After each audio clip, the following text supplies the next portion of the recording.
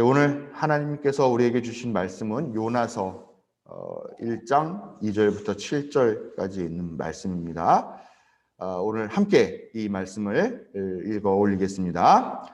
너는 어서 저 큰 성읍 니느웨로 가서 그 성읍에 대고 외쳐라. 그들의 죄악이 내 앞에까지 이르렀다. 그러나 요나는 주님의 낯을 피하여 스페인으로 도망가려고 길을 떠나 욥바로 내려갔다. 마침 스페인으로 떠나는 배를 만나 뱃삭을 내고 사람들과 함께 그 배를 탔다. 주님의 낯을 피하여 스페인으로 갈 셈이었다. 주님께서 바다 위로 큰 바람을 보내시니 바다에 태풍이 일어나서 배가 거의 부서지게 되었다. 뱃사람들은 두려움에 사로잡혀 저마다 저희 신들에게 부르짖고 저희들이 탄 배를 가볍게 하려고 배 안에 실은 짐을 바다에 내던졌다. 요나는 벌써부터 배 밑창으로 내려가 누워서 깊이 잠들어 있었다. 마침 선장이 그에게 와서 그를 보고 소리를 쳤다. 당신은 무엇을 하고 있소? 잠을 자고 있다니. 일어나서 당신의 신에게 부르짖으시오. 행여라도 그 신이 우리를 생각해 준다면 우리가 죽지 않을 수도 있지 않소. 뱃사람들이 서로 말하였다. 우리가 어서 제비를 뽑아서 누구 때문에 이런 재앙이 우리에게 내리는지 알아봅시다. 그들이 제비를 뽑으니 그 제비가 요나에게 떨어졌다. 아멘. 여러분 평안하십니까? 1년 넘게 코로나로 인한 폭풍이 몰아치는 인생의 항로 속에서 우리는 각자 힘겨운 항해를 이어가고 있는 것 같습니다. 우리 모두에게는 각자의 목적지가 있지요. 하지만 느닷없이 불어닥친 코로나라는 폭풍으로 인해서 지금 정신이 하나도 없는 상태가 아닐까 싶습니다. 도대체 나는 현재 어디쯤 있을까?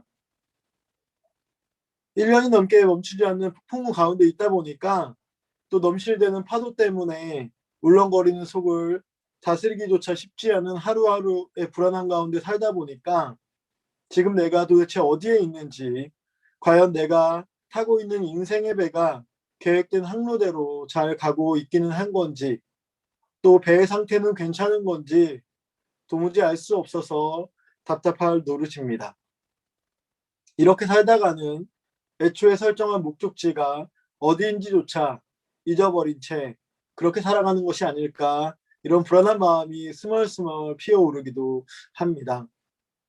하지만 이럴 때일수록 마음을 가라앉히고 주위를 둘러보는 것이 중요합니다. 나의 삶이라는 배를 인도하시는 하나님의 인도하심을 더욱 간절히 구하고 또 기도하며 지혜롭게 주변을 살피는 일이 정말 중요합니다. 잊지 말아야 할 것은 이 흔들리는 삶 가운데에도 여전히 하나님께서는 우리와 함께 동행하고 계시다는 사실입니다. 이 명확한 사실을 잊지 않는다면 비록 비틀거리고 예상 밖으로 흘러가는 위험천만한 인생이지만 우리는 결코 침몰하지 않을 것입니다. 하나님의 보호하심과 동행하심이 여러분의 모든 순간 가운데 함께 하시기를 다시 한번 간절히 소망합니다. 사실 방금 드린 말씀은 여러분에게 드리는 말씀이기도 하지만 그 누구보다도 저 자신에게 하는 말이기도 합니다. 라오스라는 목적지를 향해서 지금 열심히 몇 년 동안 준비를 했는데요. 코로나 풍랑을 만난 지도 벌써 1년이 넘었죠. 지난 1년간 흔들리고 불안한 하루하루를 살아왔던 저 자신을 생각해보면 풍랑에 지금 흔들리고 있는 배 위에, 그 난파선 위에 앉아있는 제 모습을 발견하게 되는 거죠. 돌아보니 지난 1년이 어떻게 지났는지 모를 정도로 빠르고 정신없이 흘러왔다, 이런 생각을 해보게 됩니다. 하지만 그 와중에도 하나님의 인도하심으로 이만큼이나 살고 있는 것이 아닌가, 이런 또 고백도 해보게 됩니다. 저에게 이제 새로운 소식이 하나 생겼습니다. 저는 3월 26일 라오스행 비행기를 끊었어요. 네, 티켓을 예약을 했습니다. 드디어 목적지를 향해서 구체적인 한 걸음을 걷고자 준비를 하고 있습니다. 하지만 뭐 상황이 좋아진 것은 아닙니다. 비행기 표를 끊었지만 그럼에도 입국 허가서가 나오지 않아서 비자를 아직 발급받지 못하는 상황이고요. 또 라오스 정부에서도 외국인 입국에 관한 공식 입장이 아직 나오지 않은 상태입니다. 너무 불안하다 보니까 이 항공사에서 계속 표를 중간중간 만들어요. 그래서 그거를 가예약이라도 해놓지 않으면 라오스에 들어가려고 지금 줄 서 있는 사람이 많기 때문에 진행이 안 되는 것 같습니다. 그러다 이제 요번에 3월 26일 날 갑자기 들어가게 될 수도 있고 또 연기될 수도 있고 그런 상황이죠. 참 변수가 많은 상황이고 어떻게 될지 알 수 없는 상황이지만 이 설교 자리를 빌어서 여기 계신 분들이 또 저를 위해서 기도해 주셨으면 좋겠습니다. 라오스로 가는 길 또 그곳에 가서 하나님께서 준비해 주신 평화 선교를 잘할 수 있도록 저를 위해 중보해 주시기를 부탁을 드립니다. 오늘 앞에서 저는 이제 코로나 이 상황을 그 폭풍우 가운데 한가운데 있는 한 돛담배의 이미지로 시작을 했어요. 오늘 본문이 요나 이야기이기 때문에 그렇습니다. 요나서는 가장 사랑받는 성서 중에 하나입니다. 왜냐하면 이 책의 주인공 요나가 꼭 우리 자신의 모습 같아서 일 거예요. 요나는 신실한 사람이고요. 하나님의 소명을 입은 사역자임이 분명하지만 다른 한편으로는 요나는 겁도 많고 자기 욕심도 많고 고집도 있는 사람입니다. 현실 속에서 매번 갈팡질팡하고요. 심지어 지금 본문 속에서 위급한 폭풍우가 몰아치는 위기의 상황인데도 불구하고 배 밑에 들어가서 세상 모르고 잠을 잘 만큼 참 무딘 사람이 요나입니다. 요나의 모습을 보면서 저는 참 제 모습 같다 이런 생각이 들었습니다. 어찌 보면 참 부족한 사람입니다. 하지만 그러다가도 깜짝 놀랄 만큼 멋있는 모습을 보여주기도 하는데요. 폭풍 속에서 모두가 죽게 생겼을 때 오늘 본문 바로 다음 구절에 나오는데 요나는 마치 예수님처럼 모두를 위해서 내가 헌신하겠다, 내가 희생하겠다고 이야기합니다. 자기 한 목숨을 바쳐서 다른 이들을 구하겠다고 결심을 하고 바로 요나는 바다에 뛰어들게 되죠. 또한 물고기 뱃속에서 죽을 위기에 있으면서도 기도의 끈을 놓지 않고 니느웨 사람들에 대한 소명을 되새기는 사람이 바로 요나입니다. 어찌 보면 변덕쟁이이고 우유부단하지만 결국 하나님의 뜻을 이루기 위해서 헌신하고 결단하는 사람. 이 요나를 통해서 결국 죽을 수밖에 없는 니느웨 사람들이 구원을 받게 됩니다. 하나님의 계획에 순종하여 수많은 생명들을 살리는 사람이 오늘 우리가 본문에서 함께 나눈 요나의 모습입니다. 저는 이 다채로운 요나의 모습 속에 들어있는 제 모습을 발견하게 됩니다. 또한 이 요나의 모습 속에는 여러분들의 모습도 발견할 수가 있겠죠. 저와 같이 여러분도 이 연약하고 욕심도 많지만 때론 강단 있고 신실하고 무엇보다 하나님의 뜻을 실천하며 살았던 요나의 삶을 통해서 하나님의 은혜를 경험하시기를 부탁드립니다. 요나서는 요나가 니느웨로 가라고 하는 하나님의 명령을 어기고 정반대의 길인 스페인 다시스로 가려고 하는 이야기로부터 시작됩니다. 오늘 3절을 보면요. 요나는 주님의 낯을 피하여 스페인으로 가려고 한다 이렇게 적혀 있습니다. 그 밑에 구절에도 나오니 두 번이나 요나는 주님의 낯을 피하여 스페인으로 도망가려 한다라고 나와 있는 거죠. 여기서 주님의 낯, 즉 하나님의 얼굴을 피한다라는 이야기는 무슨 뜻일까요? 어린아이들이 눈을 뜨고 세상을 인식할 때 가장 먼저 인식하는 것이 무엇인 줄 아십니까? 바로 부모의 얼굴입니다. 부모의 얼굴 표정이 바로 아이에게는 세상 그 자체인데요. 부모의 얼굴 표정이 슬프다고 하면 아이가 인식하는 세상은 슬픈 세상입니다. 부모의 얼굴 표정이 기쁨으로 넘쳐난다면 아이는 신명나는 세상을 만나게 되는 것이죠. 그만큼 얼굴이 중요합니다. 주님의 낯 할 때 이 얼굴은 요나에게는 온 세상을 뜻하는 거죠. 성서에서는 이 얼굴을 파네라는 히브리 원어로 표현하고 있습니다. 판에는 얼굴이라는 뜻을 담고 있기도 하지만 현존이라는 뜻도 있습니다. 현존. 즉 하나님의 얼굴을 피한다는 이 성서 본문의 이야기는 요나가 잠깐 하나님을 피해 다니는 수준이 아니라 하나님의 함께 하심, 하나님과 현존함, 하나님의 현존 자체를 부정해 버린다라는 이야기로 볼 수가 있습니다. 요나의 입장에서 보자면 지금까지 내가 살던 세상을 부정해 버리는 것이죠. 지금까지는 세상의 모든 것이 하나님으로 인해 존재했고 하나님의 질서에 의해 움직인다고 믿었었는데 그것을 요나는 지금 부정하고 하나님이 없는 스페인 다시스로 향하고 있는 겁니다.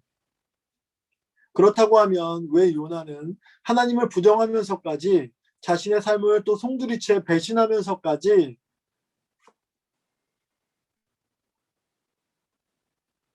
니느웨를 가지 않고 정반대 쪽에 있는 스페인으로 가려고 하는 것일까? 우리가 그것을 생각해 보지 않을 수가 없습니다. 니느웨는 역사의 상처가 아물지 않은 땅이라고 많은 성서학자들이 이야기합니다. 요나에게 있어서 니느웨는 불행한 역사들이 계속해서 생각나는 땅입니다. 이스라엘은 과거에 아수르에게 침략을 당해서 어려움을 숱하게 겪어왔는데요. 그 아수르의 수도가 바로 니느웨입니다. 우리로 치자면 일본의 도쿄 정도가 될 것 같아요. 수많은 이스라엘 백성들이 그 니느웨 땅에서 고통을 당했습니다. 아직도 꼭 해결해야 될 과제가 쌓여 있는 그런 곳이죠. 요나 한 개인으로는 도무지 감당이 안 되고요. 또한 두렵기까지 한 땅입니다. 심지어 요나는 니느웨 사람들이 너무나 밉습니다. 꼴보기조차 싫겠지요. 우리가 일본 사람들 보면서 갖는 그 뿌리 깊은 마음 깊이 있는 그 감정, 그것과 비슷하지 않을까 생각이 됩니다. 그런 사람들을 위해서 그 사람들이 멸망당하지 않게 하기 위해서 하나님께서 나보고 니느웨로 가라고 지금 얘기하는 거죠. 요나에게 있어서는 더 이상 생각하고 싶지도 않은 트라우마가 있는 땅이 아닐까 싶습니다. 너무나 자기 자신이 작아지고 무력해 보이는 땅이겠죠. 하지만 우리의 일상으로 이 요나의 심정을 적용하면 우리도 요나와 크게 다르지 않다 이런 생각도 해보게 됩니다. 하나님께서는 우리에게도 각자의 니느웨로 가라고 명령하고 계시지만요. 우리는 일상에서 매번 그것을 외면할 때가 있지 않을까 그런 생각도 해보게 됩니다. 여기서 니느웨는 내가 피하고 싶은 현실들입니다. 그것이 내 개인적 차원으로 들어가면 우리 가정의 문제일 수도 있고 또 나의 가까운 사람들 간의 관계의 문제이기도 합니다. 또한 더 깊이 들어가면 나의 바꿀 수 없는 성격과 성향의 문제이기도 합니다. 이 문제를 나의 문제를 직면하고 하나님의 방식으로 잘 해결해야 될 텐데 어쩌면 우리는 그것을 끊임없이 회피하면서 살아가는 그런 삶의 모습을 보일 때가 있습니다. 과거에 불행했던 기억들이 우리 자신을 괴롭히니까 그렇죠. 어떻게 보면 내 그 큰 문제들은 사실은 나의 뿌리 깊은 문제, 쌓여왔던 그 문제들인데 그것들을 해결하지 않고서 그저 살아가다 보니까 매번 부딪히는 관계의 문제들, 매번 부딪히는 똑같은 상황들을 우리는 계속해서 맞닥뜨리고 또 그것을 회피하면서 또 그것들을 그냥 해결하지 않고 나아가는 모습들이 우리들의 삶의 모습입니다. 그 상처를 핑계로 우린 뒤를 돌아서 스페인으로 도망가는 모습이죠. 하지만 하나님께서는 우리로 하여금 우리 자리에 머물면서 우리의 상처를 직면하시기를 원하십니다. 힘들더라도 우리가 니느웨로 가기를 원할 때가 있는 것이죠. 니느웨는 사회적 차원으로 니느웨의 문제를 바라보면 우리가 처한 상황들은 더욱더 분명해집니다. 이 땅에 아픈 상처들이 많이 있죠. 한반도가 처해 있는 분단의 현실이 그렇고요. 이 70년 넘게 갈라져 있는 안타까운 상황이 어찌 보면 우리에게 니느웨일 수도 있습니다. 수많은 노동자들이 죽어가는 현실, 또 세월호는 지금 공소시효가 끝나가고 있죠. 올해 4월 16일이 되면 공소시효가 끝나가는데 어떤 진실도 밝혀지지 않는 그 절망적인 상황들을 우리가 바라보고 있습니다. 목사님께서 기도하셨다시피 지금 미얀마 땅에서는 민주주의를 외치며 수많은 사람들이 죽어가고 있죠. 지난주와 이번 주에는 또 성소수자로서 이 땅의 어떤 혐오의 눈빛들 또 편견의 어린 시선들 때문에 스스로 목숨을 끊는 이들을 우리가 또 바라보게 됩니다.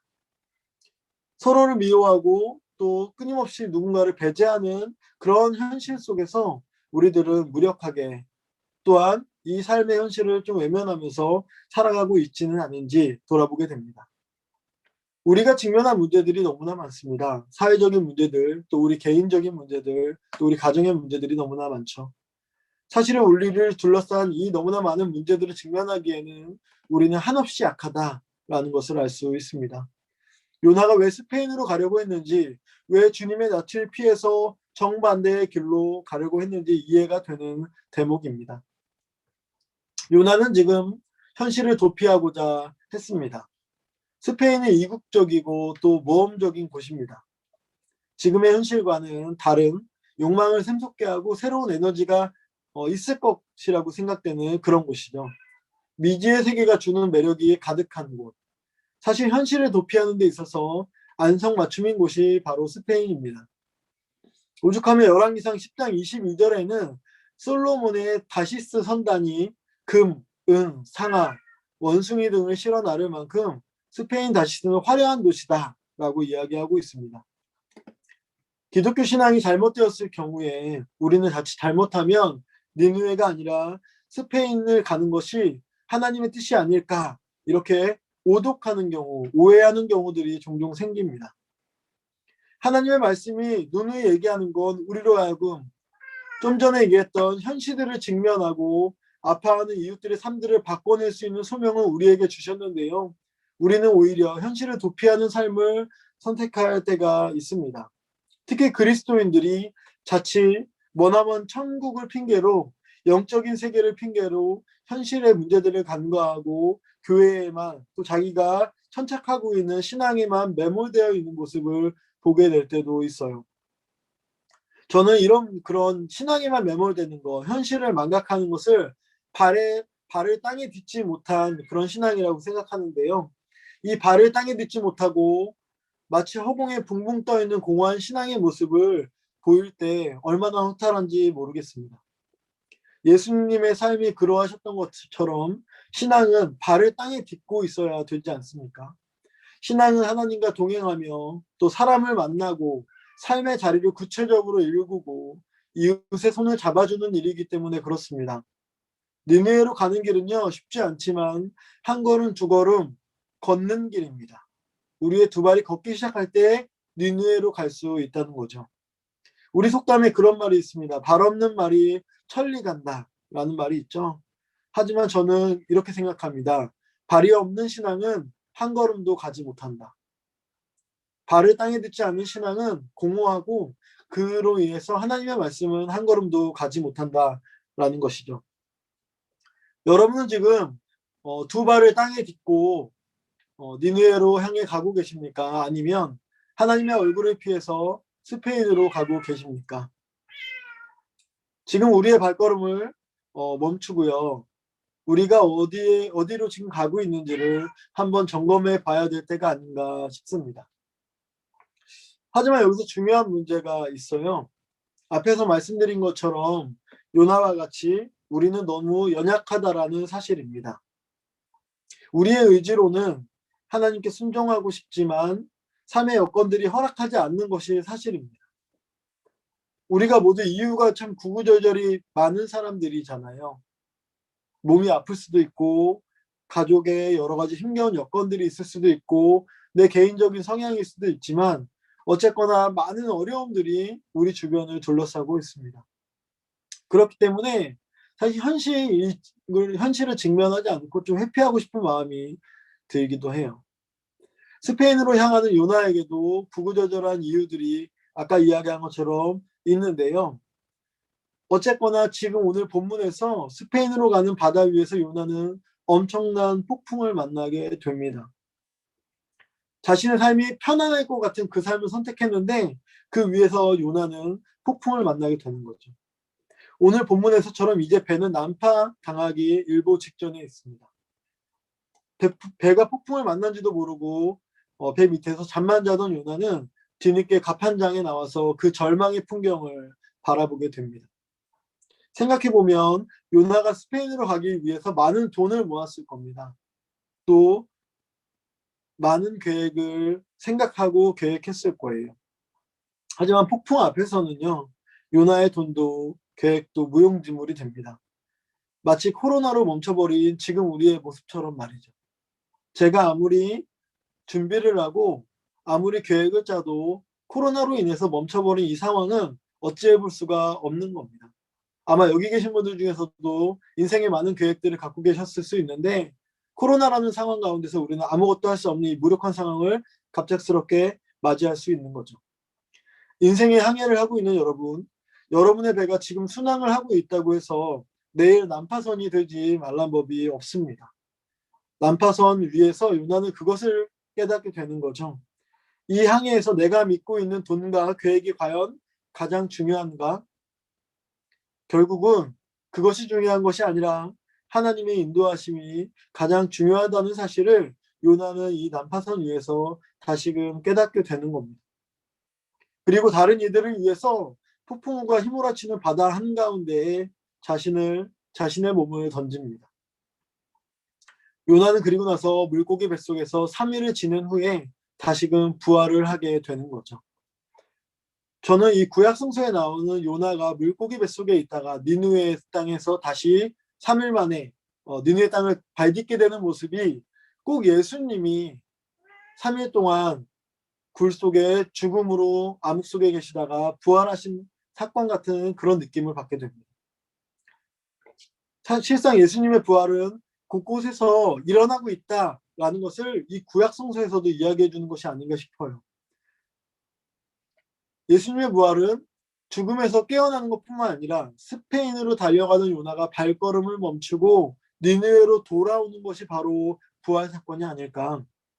현실을 피하고자 무던히 노력했던 우리들이 다시금 정신을 가다듬고 현실의 문제들을 직면하고 또 그 문제를 해결하기 위해 기도하기 시작하는 것이 바로 부활 사건이 아닐까 생각해 봅니다. 닫혀버린 사랑의 문을 열고 끊어져 버린 관계의 끈을 다시금 잇는 것이 바로 부활 사건이 아닐까. 이웃들의 가슴 아픈 상황들을 기억하고 우리의 발걸음과 기도 제목을 그쪽으로 한 발짝씩 들여놓는 것이 바로 부활 사건이 시작되는 것이 아닐까 싶습니다. 저희가 지금 사순절 오늘 세 번째 주인데요. 사순절 끝에 부활주일이 이제 다가오게 됩니다.